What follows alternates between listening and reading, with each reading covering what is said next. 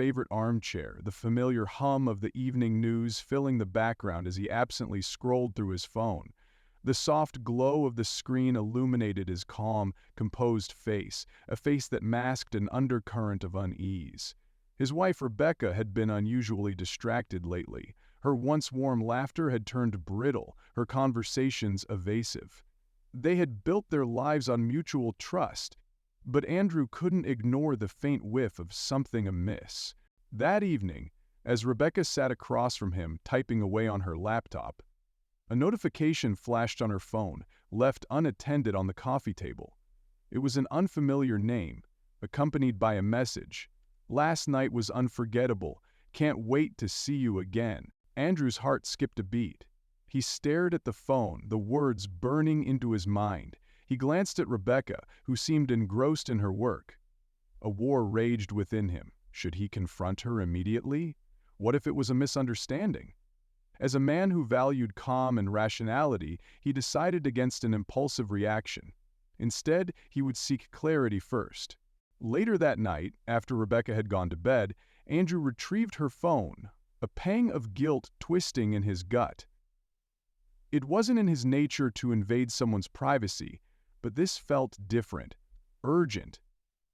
Unlocking her phone, he scrolled through her messages.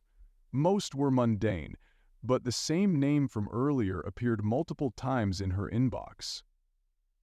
Ethan Matthews.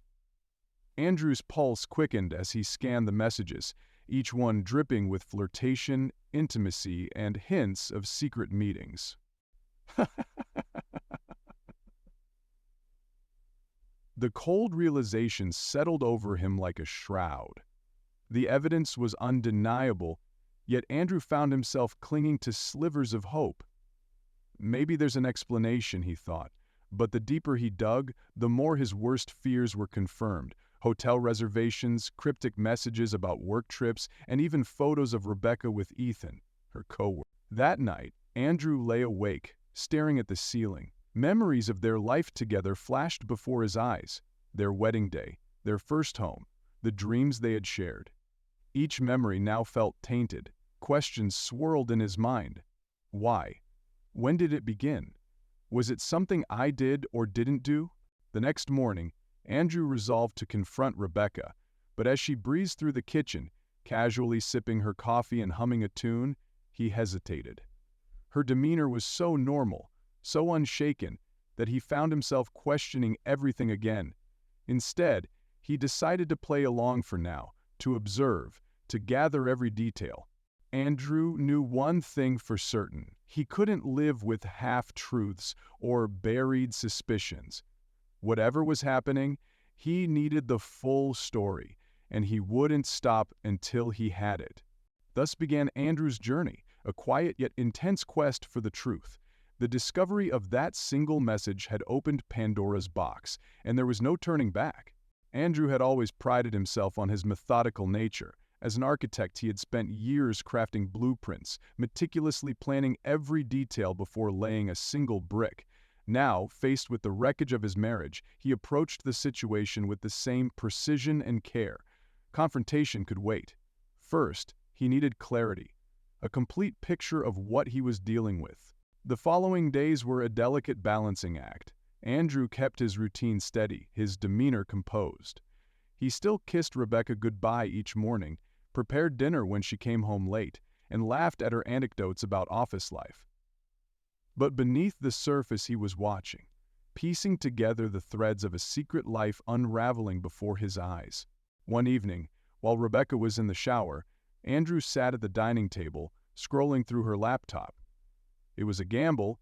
He wasn't even sure if she saved passwords on her devices, but luck was on his side.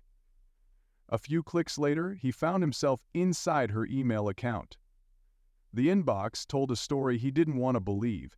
Messages from Ethan confirmed rendezvous disguised as business trips, and receipts from lavish dinners hinted at more than a working relationship. A flood of emotions hit him: anger, sadness, betrayal. But he forced himself to stay focused. There was a bigger picture here, and he was determined to see it. Rebecca's phone became another key. One night, as she slept soundly beside him, Andrew used her fingerprint to unlock it. Each new discovery chipped away at the image of the woman he thought he knew. Photos, messages, even calendar entries detailing client meetings that lined up perfectly with Ethan's schedule. He snapped screenshots and emailed them to himself. This wasn't just suspicion anymore, it was evidence. At work, Andrew struggled to focus. His colleagues noticed he was quieter than usual, his normally sharp mind distracted. "Everything okay at home?" his partner Marcus asked one afternoon. Andrew hesitated, debating whether to confide in him, but the shame of it all kept him silent. Instead, he poured himself into his projects, channeling his emotions into clean lines and perfect angles on the drafting table. Rebecca, for her part, seemed oblivious to Andrew's investigation. She grew more relaxed, perhaps thinking she had hidden her tracks well enough. Her late nights at the office increased, and Andrew began to notice subtle changes in her demeanor. She started wearing new perfume, her wardrobe expanded with designer pieces she'd never mentioned buying, and her phone rarely left her side. One evening, Andrew decided to follow her. She had claimed she was meeting a colleague for drinks to discuss a project, but Andrew's instincts told him otherwise. Parking his car a block away from the restaurant she mentioned, he waited. Sure enough, he spotted her entering the upscale venue with Ethan. The way they leaned into each other, laughing and sharing intimate glances, confirmed everything Andrew had feared. He snapped a few photos from a distance, his hands trembling as he pressed the shutter button. This wasn't just proof for him, it might be what he needed if things escalated legally. Andrew began to think beyond discovery. He started imagining the confrontation that would inevitably come. Should he keep it private? Or was it better to expose the truth publicly, to ensure Rebecca couldn't twist the narrative? The idea of letting their families, his parents, her parents, know the truth filled him with dread and a flicker of satisfaction. Rebecca had betrayed more than just him. She had betrayed the trust of everyone who believed in their marriage. One afternoon, Andrew sought out a lawyer. The office was sleek and sterile, a far cry from the warmth he once associated with family discussions. As the attorney reviewed the evidence Andrew had gathered, her expression shifted from polite professionalism to genuine sympathy. "You've done well to document everything," she said. "If it comes to divorce proceedings, this will be invaluable." That night, Andrew returned home to a wife who greeted him with a kiss, oblivious to the storm brewing behind his eyes. Over dinner, Rebecca spoke animatedly about an upcoming conference, a thinly veiled excuse to spend more time with Ethan. Andrew played along, nodding and smiling, his face a mask of calm. But inside, he was already planning his next move. For Andrew, the search for truth wasn't just about uncovering Rebecca's betrayal. It was about reclaiming control over his life. For years he had trusted her, loved her, without question. Now he realized he had been blind to the cracks in their foundation. As he looked across the table at the woman he once thought he'd grow old with, he knew there was no going back. The truth had changed everything, and it was time to prepare for what came next. Andrew Carter sat at his desk, staring at the folder he had assembled over the past weeks. Inside were printed screenshots, photos, receipts, and emails, undeniable proof of Rebecca's betrayal. The weight of his discovery pressed on him like a lead blanket. But his resolve was sharper than ever. He knew that the time for quietly gathering evidence was over. It was time for the truth to come out, no matter the fallout. The idea had come to him late one night while lying awake in bed. Rebecca's upcoming family dinner, a rare gathering that her parents insisted on hosting, was the perfect stage. Andrew didn't want a screaming match or a melodramatic scene. He wanted clarity, accountability, and witnesses. He deserved that much, at least.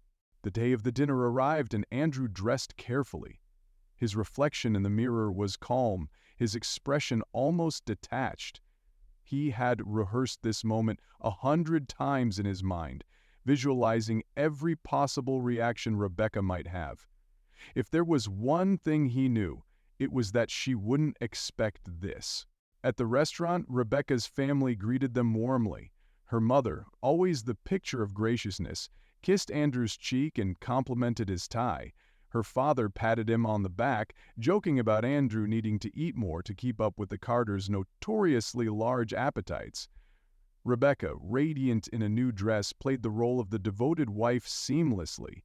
She slipped her arm around Andrew's and whispered, "Thanks for being here tonight." The irony was almost too much to bear. As the dinner unfolded, Andrew played his part flawlessly. He laughed at Rebecca's anecdotes, praised the chef's cooking, and even indulged in her brother's long-winded story about his latest business venture. But beneath the polite facade, his focus never wavered. He watched Rebecca closely, the way she kept glancing at her phone, the moments she seemed to drift off into her own world. Even here, surrounded by family, she couldn't fully hide her secrets. Halfway through the evening, Rebecca excused herself to take a call. Andrew seized the moment. Clearing his throat, he addressed the table. "Before Rebecca gets back, I need to share something with all of you," he began. The light-hearted chatter faded, replaced by puzzled expressions. Rebecca's parents looked concerned, her brother curious. "I've always admired how close this family is," Andrew continued, his voice steady.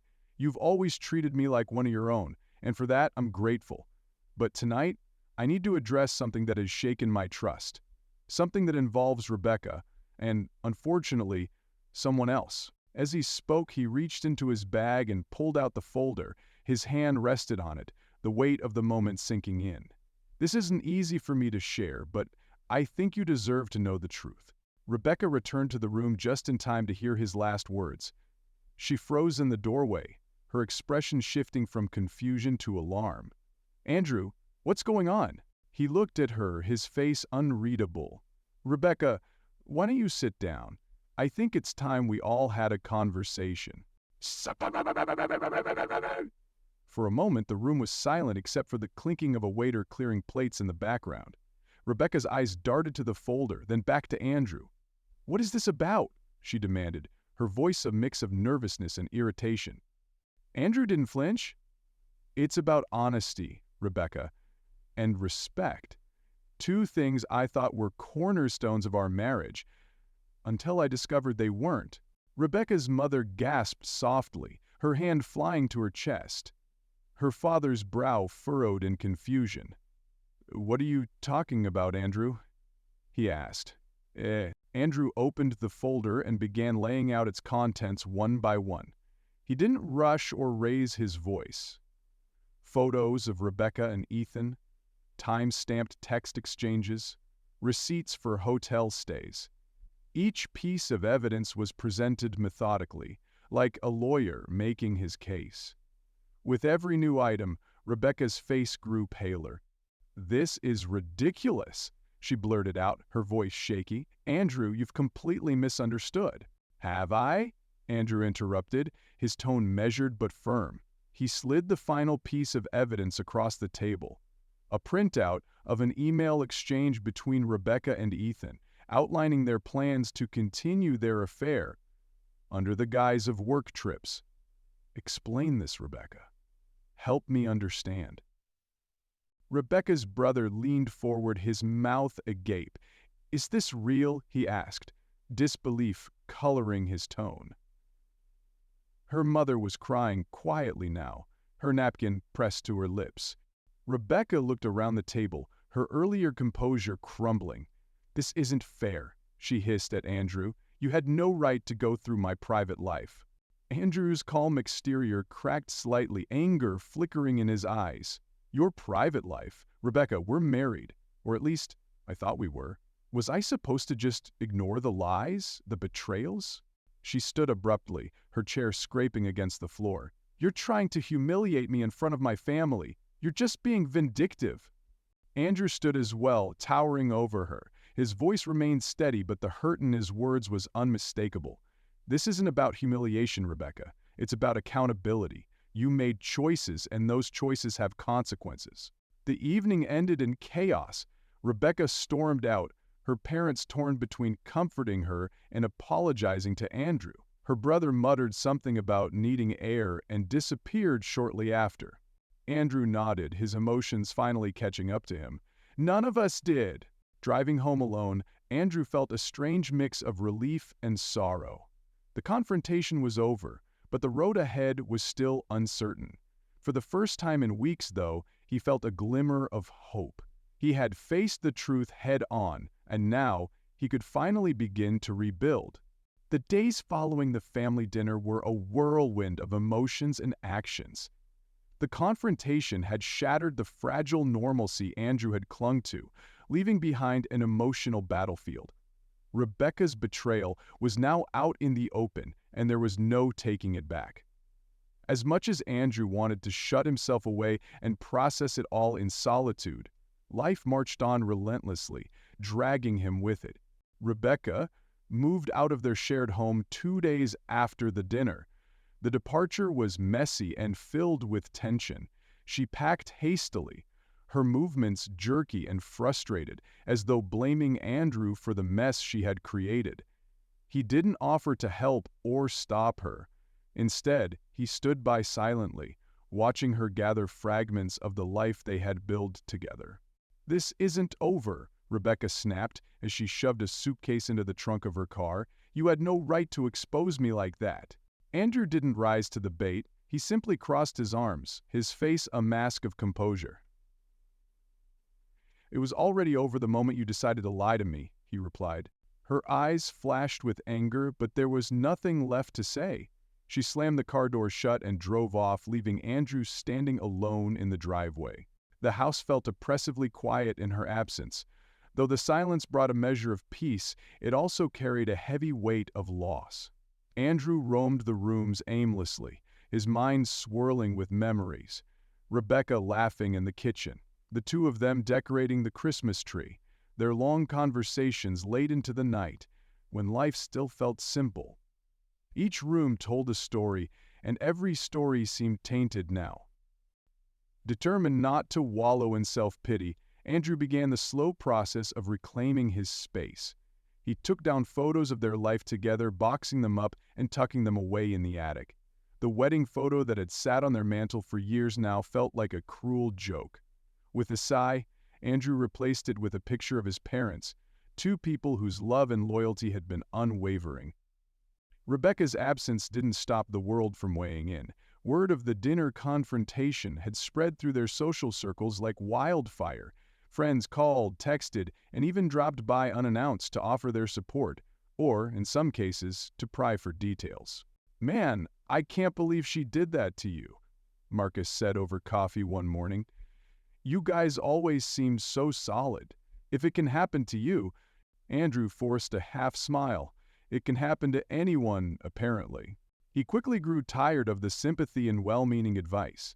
Everyone had an opinion. Some suggested therapy. Others encouraged him to jump back into the dating pool. But what Andrew needed most was time. Time to process, to heal, and to rediscover himself outside the shadow of betrayal. Ethan wasn't spared from the fallout either. The scandal had made its way to their workplace, where whispers and side glances followed him down every hallway.